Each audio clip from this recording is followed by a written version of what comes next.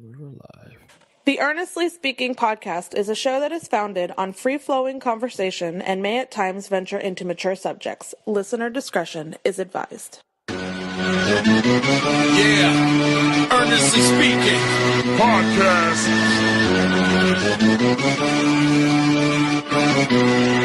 Let's get it. I'm a giant in New York, in Miami carry heat. So much more in store, my product can flood the street. Opinion Nation Godfather, CEO.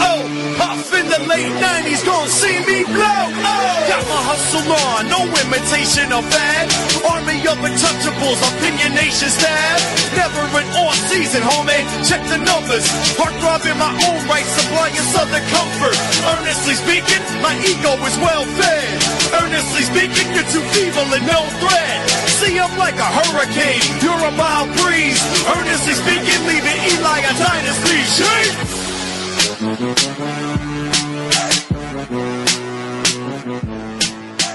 Podcast coming to you live May 13th on a Tuesday, 2025. We have a lot to unpack today on the show. Let's not waste any time here with our man. Of course, a weekly appearance here. We got Greg Hrinya. Of course, follow him on X or Twitter at Gee Hrinya NBA, GHRINYA on X. Greg, I'm glad you're here today, especially because there's a lot going on in the NBA, man. How you doing? I'm doing well. Thanks for having me.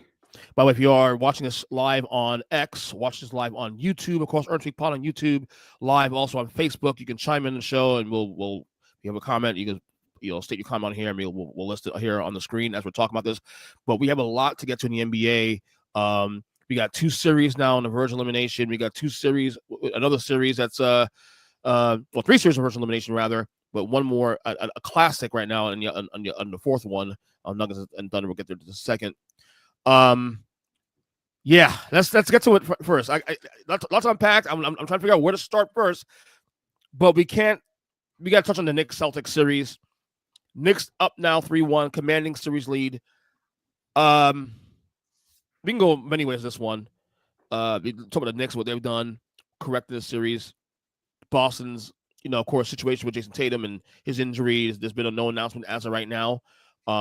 We expected to be him being out for the playoffs, possibly going forward into the season next year based on what we see on that injury. Let's start the Knicks first because there's a lot to talk about Boston. Knicks up 3-1. Tennis goes out tomorrow, game 5 at the Garden in Boston. With this Tatum injury, let's go ahead and assume he ain't playing tomorrow. Let's start there. The Knicks, I got to tell you, in that game last night, because you can't even use the Tatum excuse for him getting hurt. He got hurt late in the game anyway. Boston had many chances to put that game away. Boston, for the first 2.5 quarters, well controlled that game. They had a 14-point lead. Every time New York came back, they pushed it again to like double digits. And you figure, okay, well, Boston has control of this game. They should be able at some point to blow this thing open, and it never did. And to me, there was a shift in that third quarter. There was a shift. And New York really showed me something. Because the argument can be made that Boston, through the first 3 games of this series, have outplayed the Knicks in 10 to 12 quarters in this series. Boston has blown 2 20-point leads in both game 1, game 2. They win game 3 by nearly 30 points. So it can be argued that Boston has certainly outplayed the Knicks in this series. But something shifted in that third quarter. New York, I think at some point, New York just stopped fearing the Celtics and understand this. This is the Celtics, as great a team they are, they're the NBA champions. They are a one-dimensional team. And I tweeted last night on Twitter, this team is soft because if the shots ain't going down, they don't pivot. They stick to what they know.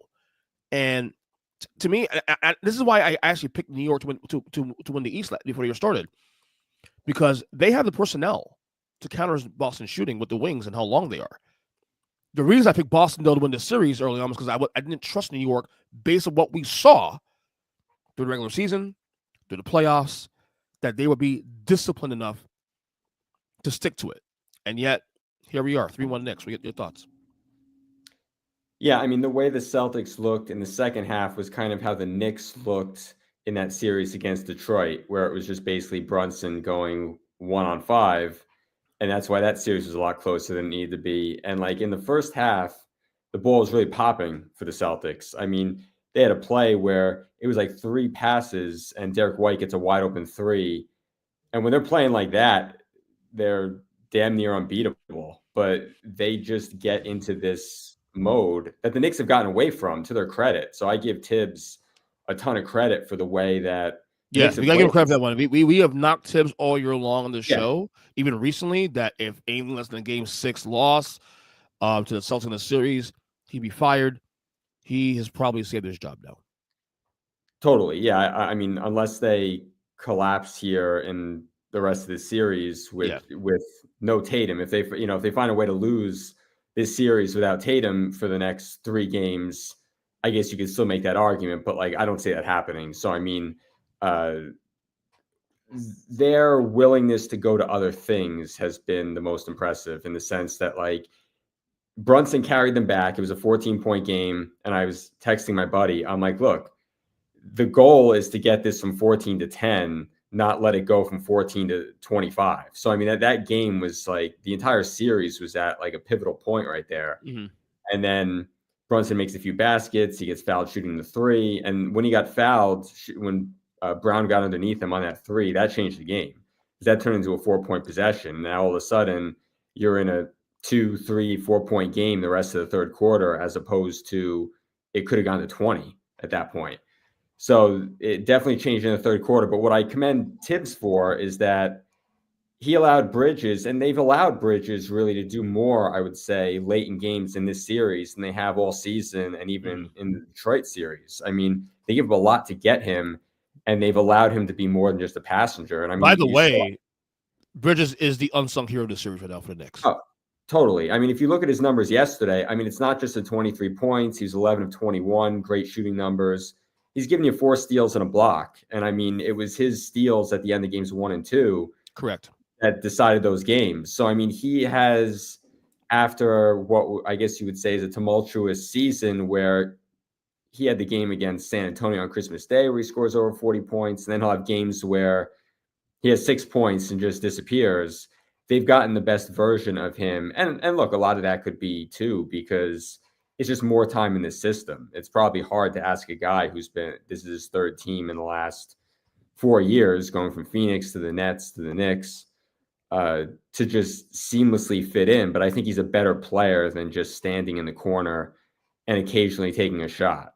So he's been asked to do more, and he's thrived in that role. OG has played well. I mean, look, all their guys had to play well for them to come back from that. So, I mean, if you look at all their numbers, I mean, OG has 20 points on 8 of 14. Towns was 11 of 15. Brunson 14 of 25. Like, they all played great, and they all needed to play great. So, I mean, they get credit for spreading the ball around and not just having it be 1-on-5, which is what the Celtics got trapped into. And you're 100% right. Like, that game was already lost when Tatum got hurt. I mean, it was a 7-point game with 4 minutes left, but it was very tragic situation too. Also, it was 7 points.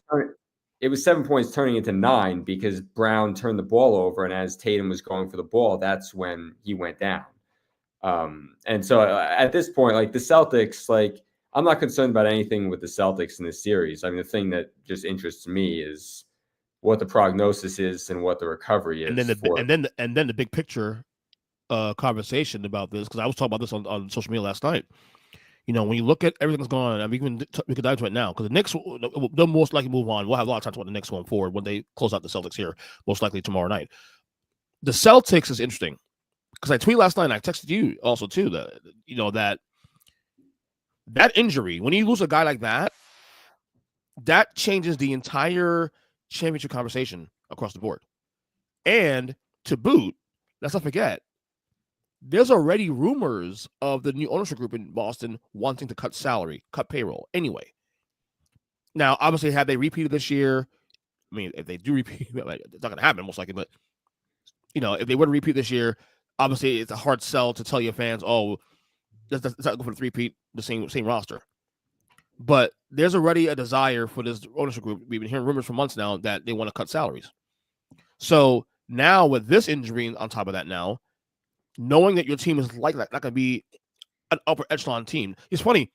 We give Jayson Tatum a lot of shit for not being the guy and being, just more aggressive, while acknowledging that this guy's probably still a French top 5 player in the league because he just produces points. Last night, 42 points last night before he got hurt. So you see the value of this team. You move Tatum up this team's not the same. This team does now at best a middling Eastern Conference team now without him. So what do the Celtics do moving forward now is the question. Do they, if the ownership group wants to do what we believe they want to do, which is to cut payroll and to trade, overpay guys, guys like Jaylen. I predicted Jaylen Brown be one of the guys like on the move this summer. A big contract, but does a team like probably take him? But does this Tatum injury open the door for the ownership group to say, you know what? Well, we're not going to compete next year. Let's just go ahead and start slashing salaries now while we can. I would say no, only because, and that might be a surprising answer, I think they were going to do it anyway, no matter what happened and no matter who's the owner. Like, I just think that it's too restrictive to be in the second apron. What if they repeated this year? I still think they probably would have looked to move. You can't sell. I mean, they would get hung by the Celtics fan base. Yeah, I guess, but I mean, I don't know that Drew Holiday is playing at a level right now that like. Oh, he aged badly. You talking a couple weeks ago. He's aged badly this year, actually. Yeah, when we did the worst contracts in the league, he was one of my guys on it. And then that's not to say that he won't get moved anyway. But I mean, like, so before the injury, so there's two separate conversations. I think they were going to make that move anyway, just because you're looking at Porzingis, Drew Holiday. I don't think they were going to necessarily move Tatum or White, and probably don't want to move Brown. I think it was going to be like the ancillary pieces. And I see why they signed all those guys to their extensions, because it's just like with KD when he requested a trade from the Nets right after he had signed his extension. It's like, at least for the Nets, you're recouping that value. So, I mean, the Celtics knew at some point they were going to break it up. But if they allow a guy to just walk into free agency, they get nothing for him. At least now they have, okay, if you trade Drew Holiday, you can match $30 million in salary. You're getting players back, even if that's just expirings and a couple picks. You're still getting something back instead of letting a guy walk. So, I mean, I see why they signed all those guys, but it's just not conducive to team building to have all these max contract guys. I mean, I feel like the way the league is set up now, it's really designed for you to have two players and then a bunch of role players. So if you look at like Denver, for example, I feel like that's the model that the NBA is going for. We're like, okay, you have Jokic, he's a superstar. Then you have a guy like Murray, who's like the Robin to his Batman. And then you have a bunch of good role players around them. I feel like that's the way in this new era you have to build your team. I don't know that it was ever practical for them to have White and Tatum and Brown, et cetera, all on these massive deals. I think Tatum has always been the guy that they were going to keep. So I think that Brown at some point was going to be moved. And now you can make the argument, again, this all depends on Tatum's injury. If it turns out that it's an Achilles and he's going to miss all of next year and the year after, it might make sense for them to say, okay, we're going to keep White, we're going to keep Tatum, we're going to kick the can to 2027. And then maybe they make a trade with Brown to a team like Houston, let's say. Exactly, especially Houston. Let's say, and it makes a lot of sense for a number of reasons. Let's say Giannis either decides to stay in Milwaukee or he goes to San Antonio because they have the most assets and they would make the most sense. Let's just use that scenario. If Houston is left on the doorstep looking for another player, does Boston then say, look, we'll take Jabari Smith, Tari Eason, and a pick or 2 picks for Jaylen Brown? Now you're getting a guy who Ime Udoka is familiar with. He was the coach when they went to the finals when they lost to the Warriors. So, I mean, they're familiar with each other. He's still young. It's not like he's over 30. So, I mean, that gives the Celtics an avenue to maybe stretch their roster out a little bit, add a little more depth, knowing that they're not going to be competitive next year. Maybe they get a few picks out of it and they can start to reload and then look at it from a 2027 standpoint. But, I mean, look, that's worst case scenario. If it turns out that it's a 6-month injury, and they're probably just going to look to move a couple pieces. Right. So perfect world for the Celtics. You're right. They would probably want to get rid of the ancillary pieces. Of course, the Drew Holidays and maybe the Al Horford walk, if anything. But whatever, he won't cost much anyway. But if you want to, the reality is that the only people who have really big value is a guy like a Tatum, of course, and a guy like a Brown, for example. So Jaylen Brown, of course, had to sign that record deal last summer. He's still owed another $285 million. You know what I'm saying? He's still young, 28 years old, but it's a lot of money. But there'll be a team or two, I'm sure, are going to want to probably be okay with having him on the roster, especially a team like Houston, who's currently has a lot of young players on that roster that, can absorb that contract. But like a guy like Drew Holiday, for example, he has after this year, another 3 years left of his deal at 32-4, 34-8, and 37-2. And the last year is a player option. He will opt in at that point. And I don't see anyone, based on what we've seen of this guy this year, taking that contract on, at least the next 2 years anyway. You look at Derek White. Derek White's very valuable. He may be another guy you can consider moving on from because his value for the Celtics is very high. That's $28 million next year, $28.1 next year, $30 million plus the following year, then $32.5 the following year after that. Then player opt at $34.8. So those are two guys I'm looking at that you could probably move on from. But to me, for them to really get to slash the payroll they want to slash moving forward, you may have to move one of those bigger pieces to make it work. Porzingis is 1 year left in his deal. You let him play that out, and then you let him walk after next year. And that's how you play it. I think Boston's window, unless you think Boston's going to be in a running for a Giannis. I saw some Celtics fans last night talk about that last night. We'll go after Giannis. How are you going to do that? You have the money to do it. Every team is going to say that. You're going to see the Cavs mentioned as a team for Giannis because you can say, okay, like what if we traded Garland and Mobley for Giannis, and then you pair Giannis with Donovan Mitchell, and that'd be assortment. That'd be lethal. Oh my God. Yeah, but I'm just saying, like, you're going to see all 29 teams come up with packages. Maybe a team like Utah isn't going to come up with a package, but I mean, you're going to hear teams from Orlando to Toronto to Atlanta. Like, you're going to hear every team and what they would theoretically have to offer. So, I mean, you could even make that argument for Cleveland, like, okay, we bow out again. Let's dramatically overhaul our roster. So, I mean, I'm not surprised that Boston fans would say that. I think the only guy on the roster, injured or not, that's safe is Tatum, just because he's the superstar on the team. Yeah. He's the one guy that you can't replace. I think Porzingis would be easy to trade, and they probably would. Oh, next year, yeah, what? Because it's 1 year of his deal. Yeah, because any expiring contract has value to somebody. Yeah, for whatever they're doing. I mean, you've seen Washington take on contracts. I mean, you'll see any number of bad teams take on a contract.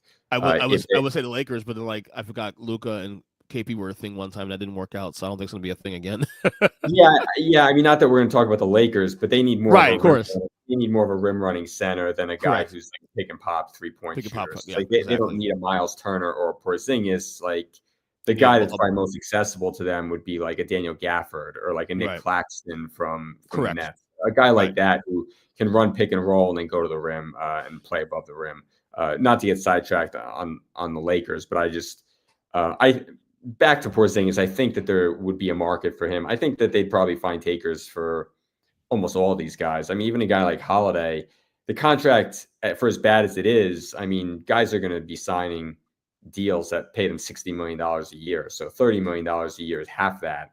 It's still too much, and he's still aged, but it's not like he's making like Towns money or Giannis money or Dame money or something like that, where they're getting $55-60 million a year. But it is. But if I tell you that with this roster currently constructed right now, let's assume that the worst does be announced today, but with Tatum, it's Achilles injury, it's a 12-month injury, which means you do the math. That earliest you're gonna get him back is probably not even the All-Star break. You probably get him like close to the playoffs next year, and who knows how Boston is at that point next season.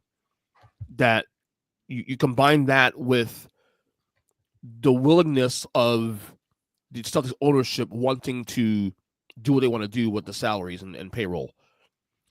It is not far-fetched for me to say that their window is closed with this currently constructed team, right? With this current iteration of the team, but when you have Tatum healthy in 2027, they will then reshape the roster for 2027. I would say that would be a temporary. They'd be doing what Philly did, let's say. So like they would be taking 1 year off, which is what Philly did. They basically won like 3 games the entire second half of the year. Yeah. got a good lottery pick. Like they were able to give themselves some flexibility by getting into the top 6. I think Boston would probably be looking at doing something similar. Like I don't think that there's any in between. If it's not an Achilles injury, I think that he'll play next year. If it's an Achilles, I think they're going to shut him down for the year. Even if he's in 9 months ready to play, let's say he's ready to play at the All-Star break. In March, right, yeah. Let's say he's ready in February. I still don't see them pushing him because I think that they would probably look at it as let's turn this into a gap year. Him coming back early doesn't make us a title contender either. So let's make sure that our asset is not further diminished. Let's do what the Nets did with KD when he was coming back from his Achilles injury and ensure let's take our time, make sure our asset is good and well. Yeah. And also, and it does put the timeline for what you're saying with the ownership group wanting to move salaries. You can, in the meantime, reshape this team, for the second Tatum stint. We call that. Yeah, and you're probably looking at like several 3-team deals where a guy like Holiday goes out, a guy like Brown goes out, picks are exchanged, young players. Do you really think Holiday could get moved? I just don't see it. The way he looked this year, he aged really fast this year. And look at that contract. Oh my God, I don't see it. $35 million a pop. If you said to a team like the Nets, who are going to have $60 million in cap space, and probably aren't necessarily planning on being a top 5 team next year, put it that way, you'll take 2 first-round picks to absorb Holiday's contract. I think they do that in a heartbeat. Yeah, just for salary. Yeah, or a first and 2 seconds. Like somebody will take him. I mean, just like Washington has taken deals that people thought like, well, why would they ever do that? Like if you look at the Bradley Beal trade, you look at it and say, oh, they didn't get anything back for that. Like they got a ton of swaps. So I mean, like that was a home run trade for Washington. They took back Middleton. They wound up getting AJ Johnson, who was a first round pick the year before. Like teams will take bad deals if there's a sweetener attached to it. So I think there's still that possibility, and maybe he gets routed to a team that could use him as long as the team eating his money is incentivized to do it. Right. So we obviously have other series going on in the NBA. Playoffs are now currently. The Wolves put the Warriors in brink elimination. They're now up 3-1 in this series. Obviously, no Steph Curry since Game 1 of this series. I mean, the rise of the wall. Obviously, no Steph Curry, no chance really. I mean, the prognosis we've heard is that the earliest Steph Curry can be back is Game 6. Well, you better win tomorrow, or else that there's no shot of Steph Curry seeing him the rest of this year. But no surprise there for you in this series, right? Otherwise, no. I mean, we had this discussion. I don't know if it was last week or the previous podcast, but like with that injury, that hamstring injury, I didn't think he was going to play in this series. And I mean, if it ends in 5.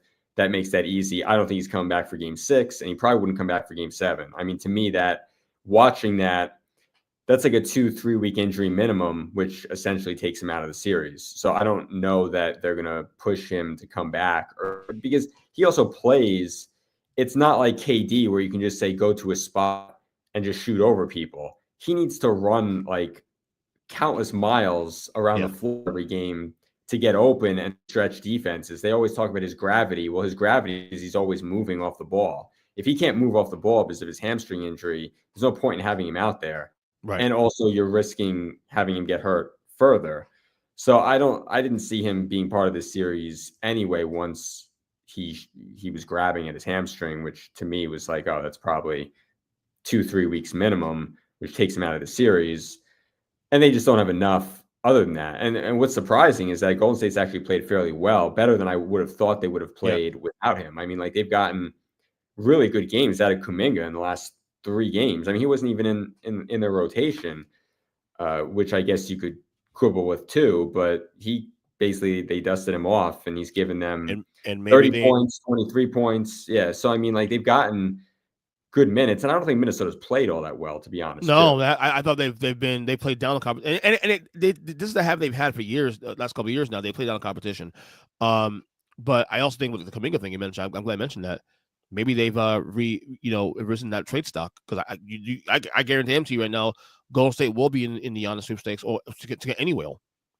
Yeah, so, yeah. I mean, their window is whatever Steph's window is. Correct, and they don't mind doing what Milwaukee has done with Giannis to basically, we'll throw away our future to ensure that this once in a generation player that we have is as likely to win as possible. Like, we want to make that as easiest for them as possible. He's still too good to waste these years. He's still way too good. Still a top 10 player, in my opinion. To waste these years with him. So you can't do that. We'll see how that goes. Obviously, we're about to have two teams most likely in the next 48 hours. Two teams, the two unlikely teams to return to the conference finals next year. Indiana also 3-1. They can close out tonight against Cleveland. Donovan Mitchell is a game time decision. I mean, another Cavs meltdown. And the thing is, we can sit here and blame injuries and stuff. But again, we sat there after game 2. We said I would give you a pass if that game was dip and tuck all the way through, and they just blew it in the fourth quarter. But the fact of the matter is that you guys were up by 20 in game 2, and then you let them come back and then win that game late in due to lack of execution in game 2. Game 3, you get everybody healthy. You all came back game 3, blew them out. And then what the fuck happened in game 4? What the fuck was that in game 4? That was atrocious. Atrocious. I text you. I'm turning this game off. I'm going to watch a movie. I'm good. Yeah, I mean, it's funny. I'm going to take you back to last season. So when the Knicks were playing Philadelphia in the first round, the first game, the Knicks were up by like 15 points, something like that. Mm-hmm. And Philadelphia cut the lead down. It was a possession game late. The Knicks wound up winning, but I was out at like a restaurant. It was a birthday party, and they had the game on. And I was telling people around me, I'm like, if the Knicks don't win this game, the series is over. And people are like, it's only the first game. How can you say that? And I'm like, because they had the game won. And once you give away that game, then you're essentially asking your team to win 5 out of 7 games. And that's what's happened with Cleveland. It's what happened with Boston. When you give away 20-point leads and you lose those games, you're then asking your team to play that well more times than what you would anticipate they're capable of doing. So, I mean, like what Indiana did last game, winning by 40, like teams are going to have duds. That doesn't necessarily surprise me. What surprises me is when a good team like Cleveland blows a lead and then they just gifted that game away, just like the Celtics gifted away games 1 and 2. Now you're basically asking them to go out and win 6 out of 7 games. You know, it's a hard thing to ask. And then a guy gets injured, or a guy turns his ankle, or the Cavs get a bunch of guys banged up. And now all of a sudden it's like, oh, wait a minute. Like, we should have been up maybe 2-0, at worst 1-1, and now we're down 0-2, and we've got all these guys banged up. So it's like you have to capitalize, right, and have those opportunities in front of you. This is my fear too. Also, like I always, all year long, even as good as they were this season, always stopped short of saying, "Oh, these guys are going to win the East," because there always felt like there was some kind of fake hustle to this team a little bit. Like you're really good, conference finals, yes, but I just don't trust y'all. I got to see it. And then I see this series. I'm like, did I put too much stock in Cleveland after the first series because Miami, or did I underplay Indiana? I think it's a little bit of both. I mean, right. First on Cleveland, they are in a position where they've tried for years not to break up the situation that they've got there. So they've got 2 small guards and 2 big men. At some point, you're going to have to break that up and diversify your roster. Like, I think that if they flame out, which we anticipate them doing, Mitchell or not, I don't know how you justify having Mitchell and Garland in the backcourt, because I think they need more wings, like more talented wings. I don't know that you can win with both those guys on the floor at the same time, because you have 2 small guards that other teams are going to try and target, especially in mismatches. So you can get away with that in the regular season. I don't know that you can get away with that in the playoffs. So that's something that they're probably going to have to look at. I'm sure Mobley is, in my opinion, a star caliber player, so they likely don't want to move him. You let Jared Allen go. You keep Mobley. Yeah, and I mean, there are so many teams that need a center. I mean, we're just talking about the Lakers. I mean, like, I'm sure there's a deal to be had there. And again, I haven't looked at any of these rosters. I'm just saying that you could make the argument for why a team would want Garland, or I mean, Orlando would probably kill to have Darius Garland. The Lakers would kill to have Jared Allen. So it's not like there won't be a market for these guys. Oh, yeah, without question. I think they just need to reshape their team. It's so redundant. And I get that, like, the Celtics have had redundancy with Brown and Tatum, but I feel like you can never have enough wings to have guards that are going to have mismatches in the playoffs on them with guys 4 and 5 inches taller. I feel like that's prohibitive to winning. So that's something that they'll need to look at. Then on the other side is Indiana.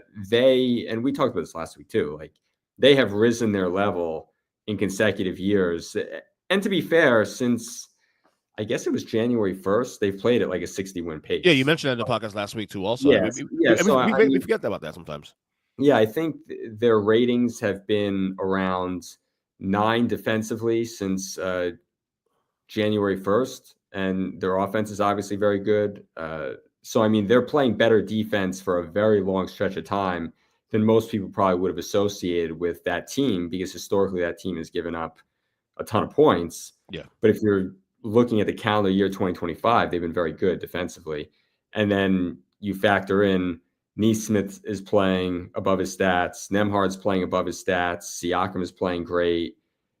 Halliburton has been great, obviously, but he's not like putting up massive numbers. I mean, he had the great finish, the great close to game 2, where he gets the rebound, takes it out for 3, wins the game. But other than that, like his numbers have been fairly pedestrian, but he's done a great job of just running the show, of getting guys into their spots, isolating the mismatches, getting the ball to the right guy, getting Siakam on Garland or something like that. Like I feel like every time there's a mismatch, they get the ball to the right guy and they score. So I think that we've underestimated them because they beat up on a lot of injured teams last year. And then you had the Dame injury this year. And so it's easy to look at them and say, oh, they're just a result of good fortune. But I think that they're really good. And I could easily see them in the finals. Like the projection is them playing the Knicks if everything were to wrap up right now. I don't think that's a cakewalk for the Knicks by any means, just because they're a higher seed. I think that series would go the distance. So, I mean, I think that would be a really tough series for both teams. Yeah, the Knicks will be – so we get Knicks Pacers 1990s rehash, of course. You'll see all the superlatives about that, you know, especially given – I mean, look, they met last year in the playoffs. That was in the second round. This is the conference finals. This is to get to the NBA finals. You'll see all the Reggie Miller documentaries come up again and all that stuff. And I look, I lived through that. I'm 45, so I lived through that. I watched all those games as a kid. But yeah, Indiana's not a cakewalk by no means. Indiana, I always say they're that weirdo team, man. Their ceiling is high, but this floor is low too. Also, like at any moment they can fall apart just because of whatever reason. But I think an Indiana, New York conference final will be fun. Nostalgia purposes, definitely. And again, you got 2 teams, most likely Minnesota, we mentioned a while ago, who should close things out tomorrow. Indiana should close out tonight. Who are both 2 teams who were both in the conference finals last year. I don't think we thought they'd be back here in the same spot next year also too. And yet here we are. Yeah, and that's where Rick Carlisle gets a lot of credit. I mean, he's won a championship before, and what he's done with this team is pretty impressive. And to their credit, they've got an incredible depth. I mean, they could play 10, 11 guys if they had to. They can, yeah. Not saying they have to, but I mean, they're like Oklahoma City light in the sense that they have the depth that they can look at the matchup and say, it makes sense to play Ben Shepherd. It makes sense to play Jarris Walker. No, it makes sense to play more TJ McConnell. It makes more sense to play Neesmith and Nembhard. They can isolate those matchups based on the opponent, and they have some flexibility there. Like with the Knicks, you know that they're going to be playing 5, 6 guys, and that's what it is. Maybe a 7th if you want to count Deuce McBride. So Mitchell Robinson and McBride are the only 2 guys they're playing off their bench. The Pacers have 6 guys off their bench they can go to. So, I mean, like they've got flexibility like OKC, just not maybe the talent of depth that OKC has. But, I mean, I think that is to their advantage in any potential series, that they can say, okay, this matchup is good for us. Like if you have Mitchell Robinson trying to guard Miles Turner, I don't know if that's advantageous for the Knicks because they're pulling Robinson out of the paint. And then if you try and guard him with someone shorter like Josh Hart, he's just going to shoot over him. So, I mean, I feel like that whoever they wind up playing, and again, I'm assuming that they're going to beat Cleveland just because I don't know the status of Mitchell. Even with Mitchell, I think that even with all their guys healthy, I think the Pacers are going to find a way to win 1 out of the last 3 games. It wouldn't surprise me if Cleveland won tonight, but I don't see them because in Cleveland, of course. But yeah, it's in Cleveland. Just me looking at the spread and saying 7.5, like everyone's probably inclined to take Indiana. That probably shows me that that this is either going to be a really close win for Cleveland or that, maybe Cleveland wins going away. Like, I don't necessarily know that I see Indiana winning this game tonight just based on the spread, but that's a story for another day, for a different podcast that you do. That's for a gambling podcast that you do, but it wouldn't surprise it wouldn't surprise me if they won tonight, but I'd be shocked if Indiana didn't win in 6. Well, you mentioned OKC a little while ago. And I've already said that to me, the winner of this series is winning the finals. I'm that confident. I watched Game 4, and it's funny. You watch this series, and sometimes it's all about the little things, the mental things. You watch Game 3 and the way OKC lost that game.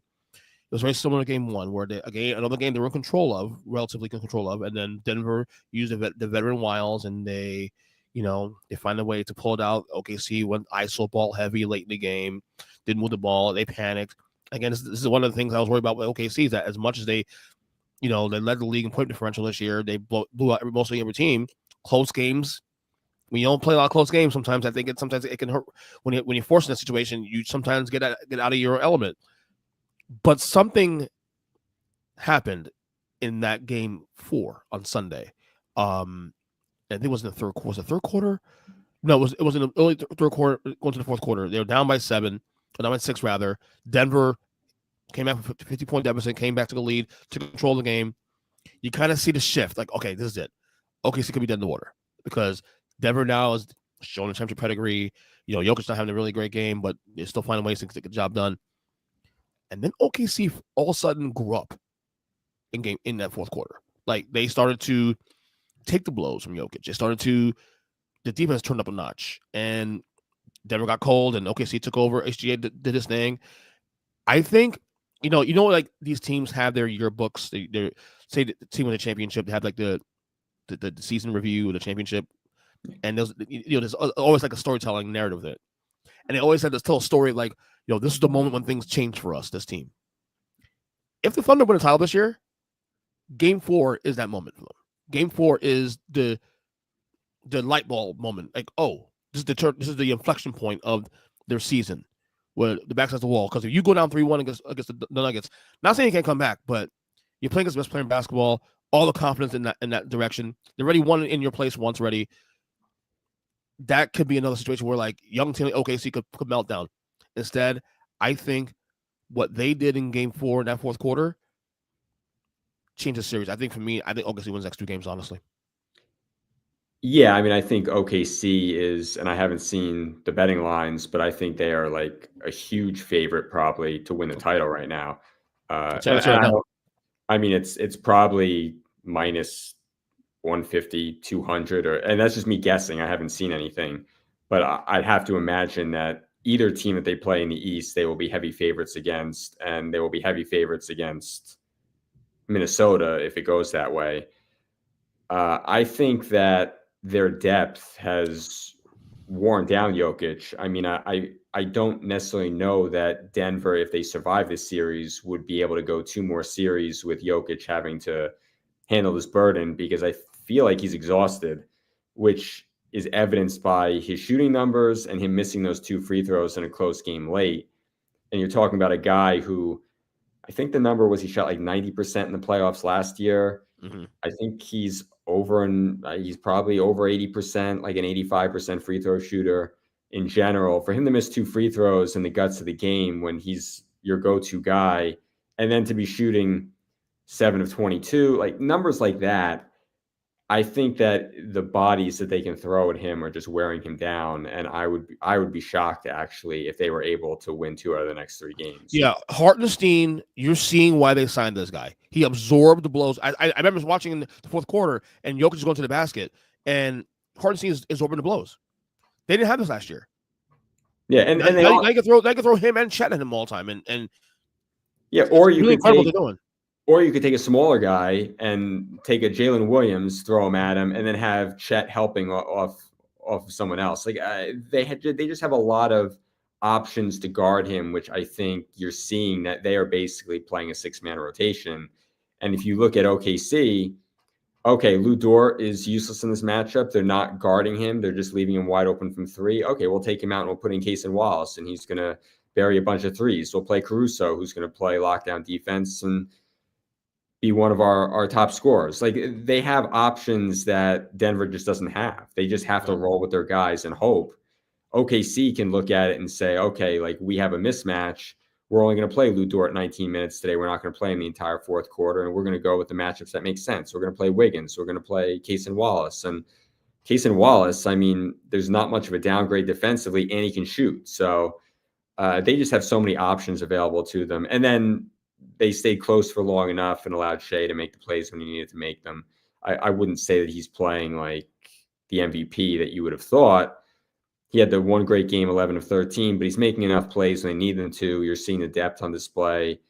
I would be surprised if Denver won the series, just because I feel like it's tough winning with a six-man rotation, and that sixth man is Russell Westbrook. And I feel like in the fourth quarter, he kind of shot them out of the game. You live with him, you live by him, you die by him. He had a good playoffs and a bad playoffs. He has games where he's done both. Here's the updated as of this morning. So the Thunder right now is plus 100 to win the title. Right now, do you know number 2 is right now on the list? To win the title, either Minnesota or the Knicks. Maybe Minnesota. The Knicks number 2 at plus 525. So OKC is a heavy favorite now to win the title this year. Yeah. Boston is now, as a result of what happened last time with Tatum and losing now 3-1. Now they're now plus 2250 according to Hard Rock Bets here in Florida. Yeah, I think the Thunder. If you that game 4 fourth quarter is a turning point. I think they grew up. They became adults. I think they win tonight, and I think they win also in Denver in Game 6. Because I just think that have the confidence in their head, and I think they know how to play Jokic now going forward. So, yeah, I think one way or another they'll find a way to win 2 games. I just can't see Jokic. His numbers in the last 6 games have been historically poor for him, and I think that's just because of the load that he's got to take on. I mean, again, there's not when he leaves the game, they fall apart. So they basically have to play him 43 minutes. Mm-hmm. And that's asking a lot out of a guy who's not like some physical specimen. And to do that every single game against a team that can throw 10 bodies at you, I just feel like it, as you said earlier, it's a war of attrition. That's what the playoffs are. It's guys staying healthy. Like Curry gets hurt, that's it. He gets run down, that's it. And that's to OKC's advantage. They have one star. They've surrounded him by a lot of young guys that can all play. Jalen Williams is great. Chet's great. I mean, even if Chet doesn't have a good shooting game, he still gives you so much on defense. Yeah. And then they have 10 guys they can go to. So I watch them too. And I watched the Thunder too. Walter didn't cut you off. And the Thunder also they look like a team. They got a star, but they all look like a team. Like they play for each other. You can tell they're very united front. Yeah, and this is sustainable for them, where it's not just going to be like a one-year fluke. Like they have so much flexibility that they could, in 10 years, they could still be dominant, because even once Shea ages out, like they have so many draft picks going forward that I just feel like they've turned this into like a factory where it's like they can just pump guys in and out. They've got so many picks in addition to being good, which is kind of the way in the second apron system you have to be. You have to be able to capitalize with guys who aren't on max contracts. Right. And when they get to a point where they all get max contracts, they're probably gonna have to move them. Yeah. All right. So we opened the day yesterday with the news. Last podcast we did the whole like Giannis Antetokounmpo futures draft, like where be good fits for him, because there's been speculation that it's possibility that he could be on the move this summer if he decides to do it. Well, according to Shams yesterday, he is open to exploring other options outside Milwaukee. And normally you hear that stuff like, people want to say things, whatever. No, but if Shams is saying it, there's some truth to that kernel. Or kernel's that truth, rather. So, having said that, all 29 teams are going to be knocking on the door, at least try to at least gauge some interest. We did a draft last week. Now that we know it's possibly reality here, I raised that we did the draft last week. I think right now, if I put a betting favorite right now on who gets Giannis this summer outside of Milwaukee, I think Houston is the easy number 1 team for me that I think is the favorite to get him, especially given everything that happened last week too, also losing in the first round. I think the Spurs are actually the favorite because they finished second in the lottery yesterday. Ooh. So I mean, they actually, because they don't need Dylan Harper. Like this is I don't want to say it's a 2-player draft, but like I think the assumption is that if you're looking at tiers, Flagg is in a tier by himself, then it's Harper, and then it's a bunch of other guys beneath that. I don't know that Dylan Harper, not that you want to do a deep dive on the draft, but I don't know with Stephon Castle and with De'Aaron Fox that it makes sense to draft another pure point guard. So regardless of what direction the Spurs go, it makes sense to consolidate. Whether that's trading Castle and drafting Harper, or trading Harper and keeping Castle, or trading both of them, however they decide to do it, they have the most assets to make a meaningful trade to add Giannis. Now that just because they have the most assets doesn't mean that they want to do that. So I know that Houston would want to do that. I think that there's tremendous interest from Houston's side, and they've got all the picks. It's just at this point, it's going to be bidding. Like, who's willing to outbid the other team? I mean, you could make an argument for 10 teams having a great package, but is that team willing to go to the levels that it's going to need to go to gut their team to give that up? Like, for the Spurs, does it make sense to continue slow building it and having a playoff team next year that doesn't have a Giannis on it, where you have to give up all those assets for it? I don't know the answer to that question. They'll have to make that decision for themselves. But I think there were a couple of interesting things in the Shams report. One was that he being Giannis was looking to go to a place where there was another star already there, that he would be able to just fit in some of the burden taken off of him. I think that the acknowledgement is that if he leaves, he does not want to go to a place where he's responsible for being the sole creator, where it's like, okay, he's 30 going on 31. How much longer can he keep up this usage rate at his style of play? So I think, as we discussed on this podcast too, about his window being not as wide as you think because of the style of play. Exactly. And that's why I think he probably want to go to San Antonio, because although when he says something like that, it's probably, I want to go play with the Knicks with Brunson, or I want to play with Luka with the Lakers. Like, that all sounds well and good, but it's got to make sense for Milwaukee too. And then if you take a team like the Nets, where they just have a bunch of picks, it doesn't really do anything for him, because then they'd still need to go out and acquire another star to play alongside him. So, I mean, what I found interesting reading something else today, I think it was Sam Amick that wrote it in The Athletic, was that, like, he doesn't have one foot out the door yet. Like, he's surveying the landscape. And I think what that means is that he has to understand that if he leaves, that the team getting him is gutting all their assets to a level where if he goes there, there's probably not going to be a lot left. So does it make sense for him to leave? So I don't know that it's guaranteed that he will leave as of yet, because he might look at it, because Milwaukee is not going to willingly trade him, knowing what that's going to do. I agree with that. Like, they're not going to look at it and say, look, it makes sense for us to rebuild, we're going to trade him whether he wants to go or not, because it just makes sense for us to reset our books and take on all these young guys and young players and try and do what Oklahoma City is doing. I think they see the value in having the Bucks logo across his chest for the local economy, for selling seats. Like, Milwaukee's not going to willingly trade him, so he's going to have to want to leave. But to your point, if he wants to leave, then what are you going to do? Tell him no? I mean, no, but you're going to get the max amount you can for him. Like, when KD wanted to be traded from the Nets said, yeah, we'll explore trades, and they really didn't. That was basically a lie. Like, there was a Vincent Goodwill report that year that the Nets went to Minnesota and they asked for Durant, who was in his 30s at the time. They wanted Towns, Edwards, and 4 first-round picks. What? That is not an offer made in good faith. That's basically saying to Durant and his representation that we're looking for trades for you, but we're making these outlandish requests that we know the answer is going to be no. Right. So then they can say to him, hey, we tried, but we can't give you away. Milwaukee's not going to give him away because they don't want to trade him, just like the Nets didn't want to trade Durant. I think that in Lillard's case, I think Portland did to some extent want to trade him. They just didn't like how everything went down, where it was like Miami only. And so they were sort of backed into a corner. So I don't think so. But I think that it's different from Giannis's standpoint. They are not going to want to trade him, so that it is in their best interest to get back as much as they possibly can.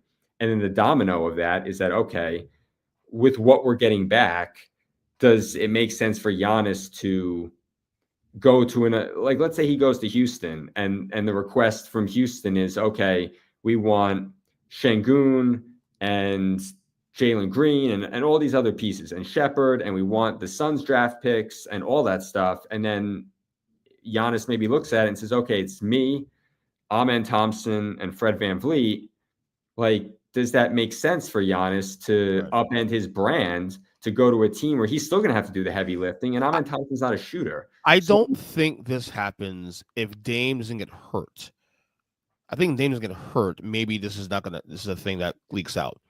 I think when you look at the landscape, you talk about the landscape itself and look at the team right now. We said this also too. Milwaukee's situation is pretty dire in a sense, like similar to Boston's in a sense, where like you lose a key guy now, probably at least to the All-Star break next year, and by then, how good are they going to be? You look at it; they got older pretty quick. I mean, I know they got Kuzma and they got rid of Middleton. That was a good move, obviously. But what can Milwaukee continue to do? And look, Milwaukee has done things to help Giannis, but what else is there to add to the team? I mean, I know they have guys that are going to probably end up like being, I think Lopez is the free agent this year, so they'll have some cap room to make some subtle moves here. But what's the move out there? We can talk about Giannis and where he goes. What's the rules? What's out there for the Bucks to make Giannis whole that they haven't done already?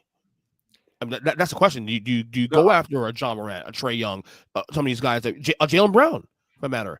Do you make one of those moves? I don't think that the Bucks have the assets to do all that. I think the question is, does it make sense for Giannis to go to a place where, like, let's say he goes to Miami. Let's just use Miami as an example.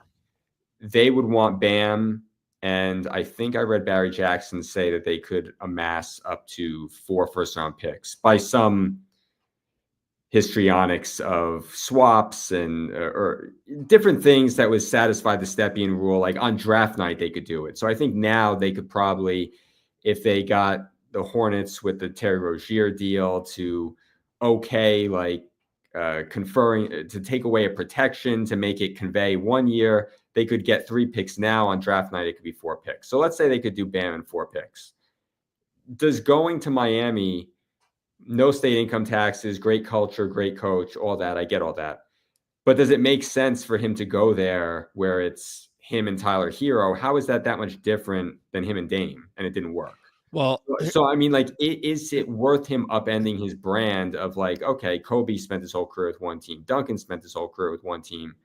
And also the Bucks have done a lot for him. They've also employed his brother for many years when his brother didn't deserve a spot in the league. And now he's a champion. Thanasis won a title with the Bucks. I mean, the Bucks taught him how to drive a car. I mean, like, his entire life in the US has been thanks to the Bucks. So I feel like he can't leave unless he knows he's going to a place where he's competing for championships. Because if he leaves and then doesn't win a title, that looks bad. Like, it looks bad for Durant only winning in Golden State and then going to 3-4 other places, however many it takes, by the time his career is over and never winning again. Like, that doesn't look good. So I feel like it's better for Giannis to stay if he knows that he's not going to win elsewhere. So I think what he's surveying, the reason they say he's looking is because they're having all these discussions. Okay, what is each team's offer going to be? And is that going to be palatable to Milwaukee? And what will be left there after I request this trade? And if they say, like, okay, he wants to go to San Antonio and we think that San Antonio can make a representative deal, then that's where he'll go. Or Houston can make a deal with all these picks from Phoenix and Dallas and all that. Although the Dallas first and 29 doesn't look nearly as valuable after they win the lottery last night. But I mean, they are going to have those discussions and he's going to have to decide, like, okay, what is the team going to look like once I get there? What's going to be left? And I think it's very similar to what went on with Durant and the Nets when he requested his trade, because the Nets were asking for the moon and the stars because he was under contract. The Bucks are going to ask for the moon and the stars because he's still under contract and because they don't want to lose him. So what does the acquiring team look like when he gets there? And then Giannis will have to make a decision. Am I going to have to do too much heavy lifting in a new spot that it's just worth it to take a gap year with Milwaukee, basically? Maybe they trade the 2032 first rounder, get a guy like a Cam Johnson or something, add some shooting around him, and then they just slow play it. I don't know. Those are decisions that he's probably having those meetings with his people right now. And I think he's the right to do his due diligence also too, because Sure. he's right now at the peak of his powers. He's 30 years old. We already said that his his peak may not be as long as you think because of the lack of shooting and whatnot. And so he has maybe a 3-year max, 4-year max, elite player window before things start to slow down. We say that, but then we look at LeBron. And Giannis has similar attributes to LeBron. So I ask you this then. Give me a percentage chance you see Giannis on the Bucks roster next year.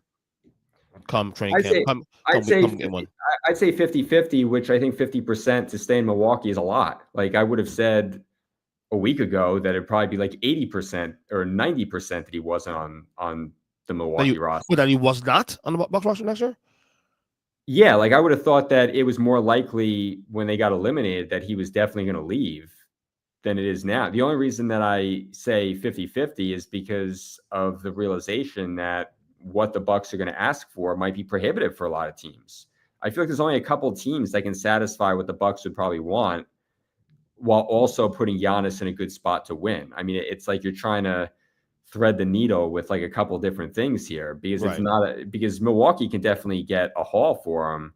But does Giannis want to leave if he's not going to go to another place and win championships? Like, again, Miami's the perfect example. Like, I don't know that him, Tyler Hero, and Wiggins and no movable assets makes that a championship team. I don't know if that's that much better than what Milwaukee already is. Yeah. So those are decisions that he's going to have to come to. And if he comes to the idea that, hey, Milwaukee's done a lot for me and I don't think I can get to a spot that is going to give me a chance to win titles, and I might as well just stay here. So I think those are going to be things that he's going to have to decide. I mean, he'll have a statue out there too, also down the road. I'm sure he'll have a statue there. No, he won a title there. Yeah, I mean, like I think OKC and San Antonio could give the Bucks what they want and give Giannis a chance to win. It's just a question of whether those teams want to go to those lengths. Like, let's say OKC loses a series to Denver, which I don't foresee, but like they would be a team that would then make a lot of sense for Giannis. But it's like, okay, we'll trade you Chet and 6 first-round picks or whatever it is. We'll trade you Chet and Nikola Topic, who was last year's first-round pick, another guy and 4 or 5 first-round picks. That probably satisfies the Bucks to an extent because you're getting a star caliber player who's super young. You're getting a ton of draft picks to reload the cupboard, all that sort of stuff. But I don't know that OKC has a desire to do that. I don't know if they have a desire to shrink their window. Maybe they would if they got knocked out. But I mean, like, it has to happen 2 ways. And I think that's what people don't realize. Like, Giannis can want it, but the acquiring team might not want to pay the price. Similarly, the acquiring team could want him, and he might not want to go there because they don't have a chance to win a title. Right. So if you take another team like in Atlanta, like I threw them out in our draft last week, they might have a great offer with Okongwu and Jalen Johnson, 2 potential all-stars, multiple picks.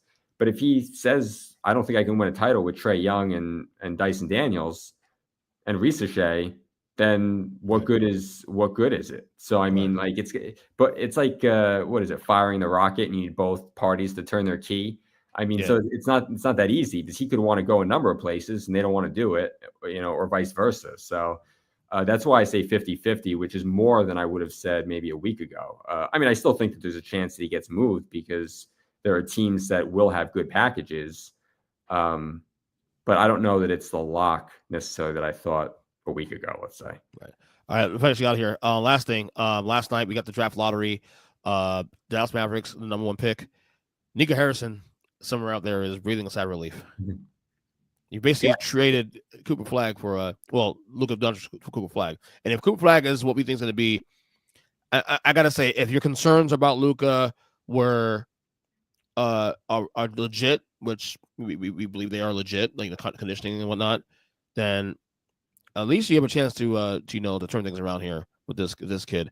My thoughts on this is that like I hear people say, is it better for the Mavericks to take that pick or take Flagg and turn it into an asset to acquire an already established whale like a Giannis or whoever it may be, or do you keep him on the roster? I'm on the opinion saying you keep him on the roster, and here's why. If you get Kyrie back healthy next year, AD stays healthy. I mean, again, this is Mavericks fans crossing their fingers, obviously. You now have 2 timelines to work with now. You have the timeline where you have really, really good players still, at the back end of prime with Cooper Flagg. And this is what we said before. It's a 2-year window probably for the Mavericks to win the title with this core of AD, Kyrie, Clay, whatever. 2 years if they stay healthy. But now you add Cooper Flagg, who we all believe is going to be a star in this league. You now have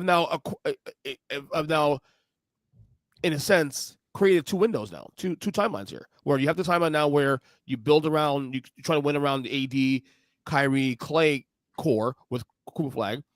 And then as you pivot off of that in the next couple of years, it becomes Cooper Flagg's team down the road, and you build around him going forward. So I think Dallas here really increased their window for success here by a decade here, at least. Well, Flagg is NBA ready right now. That would be my argument. That's what I'm saying. Right. Yeah, so I don't think that I wouldn't look at it like, oh, we need to develop him while still trying to win a title. Exactly.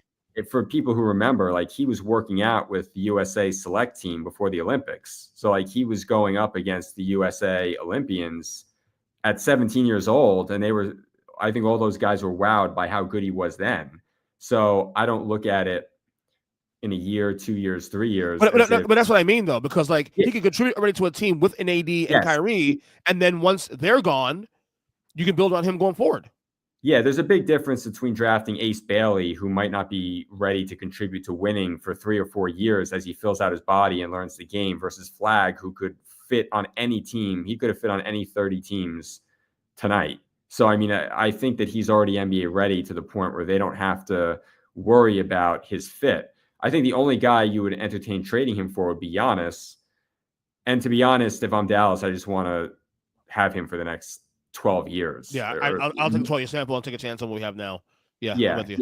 I mean, if anything, I'd rather blow it up and trade Davis and these other guys and build around him. Not saying that they should do that, just saying that if push came to shove, I'd rather blow it up and build around him than to trade him for a win-now player like Giannis. I mean, I'm sure that pick and just a couple salaries would be more than enough for Milwaukee to say, hey, we'll take the next 12 years of him in exchange for Giannis. But to me, I wouldn't do that if I were Dallas. Yeah, I'm sure it's going to be floated. I'm sure it's going to be floated out there by a lot of people. When you start looking at places for Giannis, they're going to say, hey, Dallas is a perfect spot. They can trade Cooper Flagg for him, and it's an easy trade. And while it might be true, if I'm Dallas, you've just gotten a huge lifeline for the next decade. Take advantage of it, because they got really lucky in this scenario. Yeah, they got real lucky. Nico Harrison, between the Lakers flaming out in the first round and Luka looking like the way he looked in that series, especially on defense, and now the draft here, I think it's safe to say that Nico Harrison, for the time being now, is kind of winning now a little bit.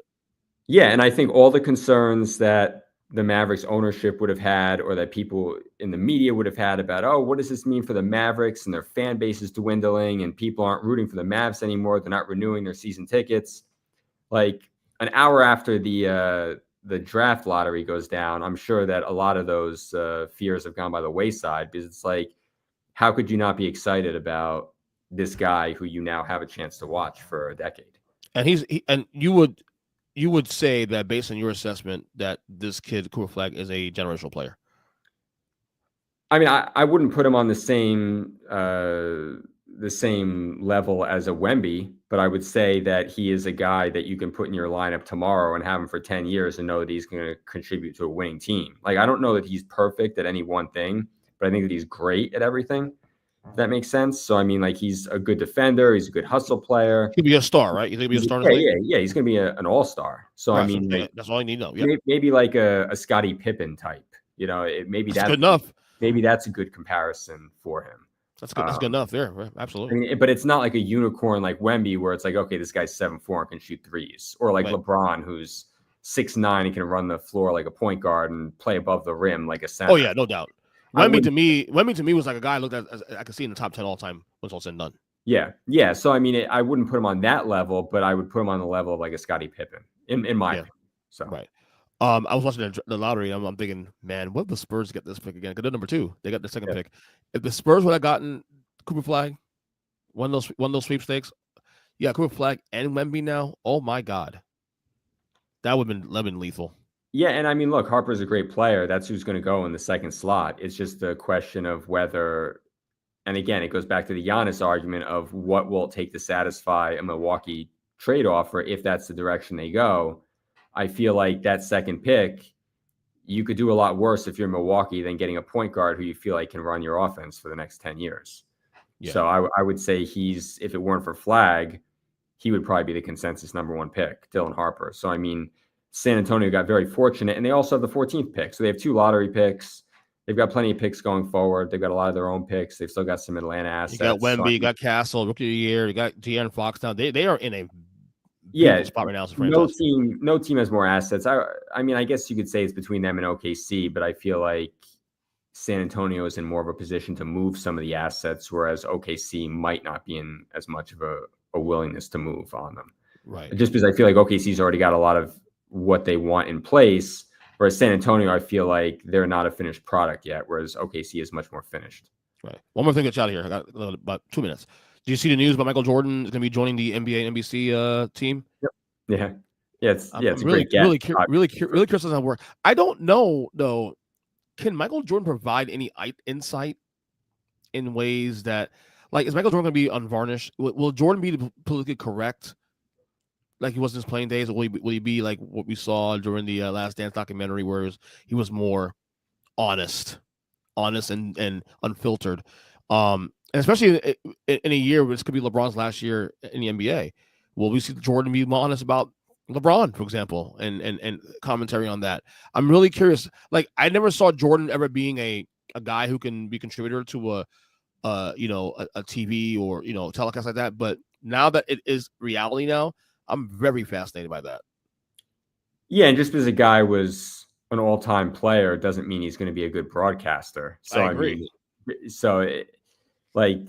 Just because Jordan is arguably the greatest of all time doesn't mean that he's going to step into the booth and be Grant Hill or Tim Legler or one of these guys who's providing color commentary who is like a pro at doing that. So, and look, maybe people will tune in just to see how he does. So for the network, that's a huge get in and of itself, because people will tune in to see him and see how he adds to the broadcast. And as long as they're getting them in, that works. Long term, is that a fit? That's hard to say. Yeah, I'm looking forward to watching him on there. Anyway, Greg, thanks for coming on the pod as always. You're weekly. Follow him on Twitter, guys, or X rather, at Gee Hrinya NBA. That's GHRINYA NBA. Of course, I am also on X at EJ Christian 7. Earnestly Podcast, of course, all podcast catchers. Check it out on YouTube, of course, especially at YouTube at Earnestly Pod, TikTok Earnestly Pod, the IG page, Instagram at Earnestly Pod, and of course on the audio side, any podcast catcher, Overcast, Apple Music, Spotify, Google Podcasts, all that good stuff. Until the next episode, we will talk to you guys soon.